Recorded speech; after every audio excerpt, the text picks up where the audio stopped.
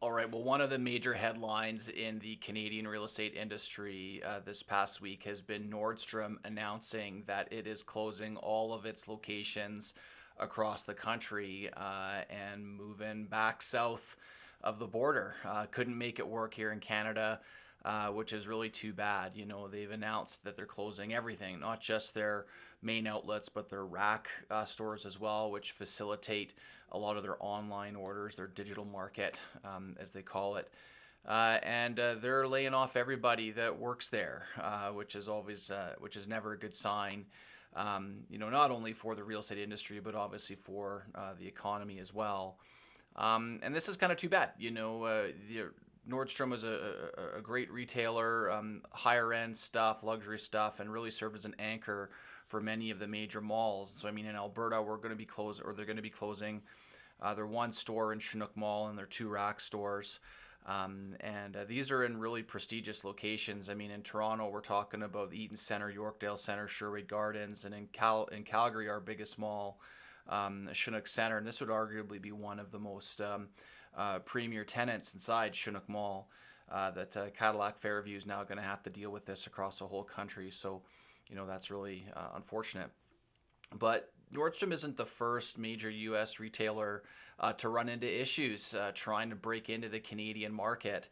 We remember the big announcement that Target had made coming in here, but it's not just them. Bed Bath & Beyond, Lowe's, J. Crew, Sears, Kmart. I mean, there's a lot of retailers that have sought to bring their model from the United States up north of the border, and then just haven't been able to make it work here, and so in Calgary, anyways, where I live, Chinook Mall is an enormous retail space, and this is going to leave a big hole there to fill up. How are they going to do this? How are the malls going to adjust to a major anchor tenant like this deciding that they can't make it work within their space? And so this is obviously coming as a bit of a shock here in Calgary. Now, this is happening just a few weeks after a previous Canadian retailer that didn't make it is seemingly coming back from the dead here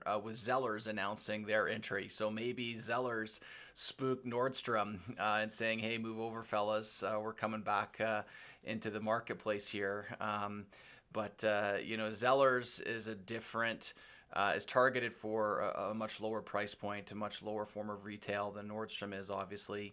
And you can see here the locations that Zellers had planned to come into are not the same locations that Nordstrom is going to be leaving from. So different types of malls, and we're not going to see this kind of Nordstrom out, Zellers in type of scenario here because it looks as though Zellers has already pegged its locations, and it's not obviously the same ones that Nordstrom is in. So what are they going to do with all of this space here? And I actually chuckled when I saw this that one of the ideas is to convert some of this mall space into residential units. Like, people are going to want to live at the mall. I mean, I'm sure some people would maybe want to do that, and perhaps like a hotel is what I thought might work, but no. There's obviously all of this rental demand across the country that these developers are wondering if they can tap into.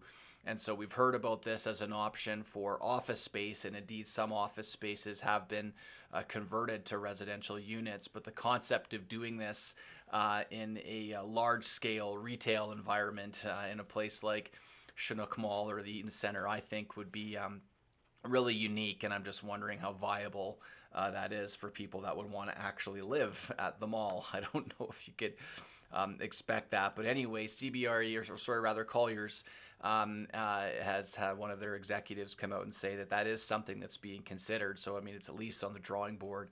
But you would think that these retailers would have to have everything out on the drawing board there. And one of the other options that they're discussing is perhaps having this space broken down into smaller pieces that you could allow other retailers to come into and have a physical presence without necessarily needing to take up such an enormous footprint that Nordstrom is going to leave behind. So kind of unfortunate that we're seeing this, but this is just another kind of hack at the tree trunks here of major Canadian retail spaces as they struggle to get consumers to come back after the pandemic, and are also struggling with inflation.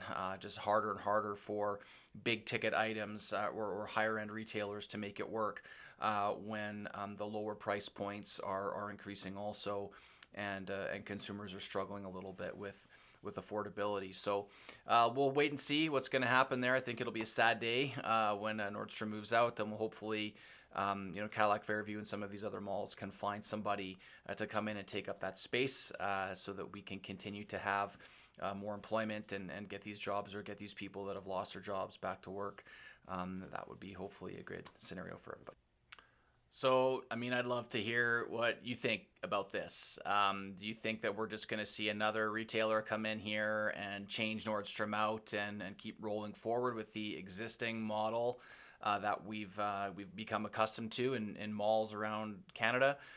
Or will this announcement lead to commercial landlords shaking things up a little bit and perhaps trying to bring several retailers into space like Nordstrom is leaving behind, or possibly even convert them into residential units? So we'd love to hear what you think down in the comments below. If you've liked the video, it'd be awesome if you could give me a like as well, or possibly subscribe to my channel. Thanks very much for watching, guys. We'll see you next video.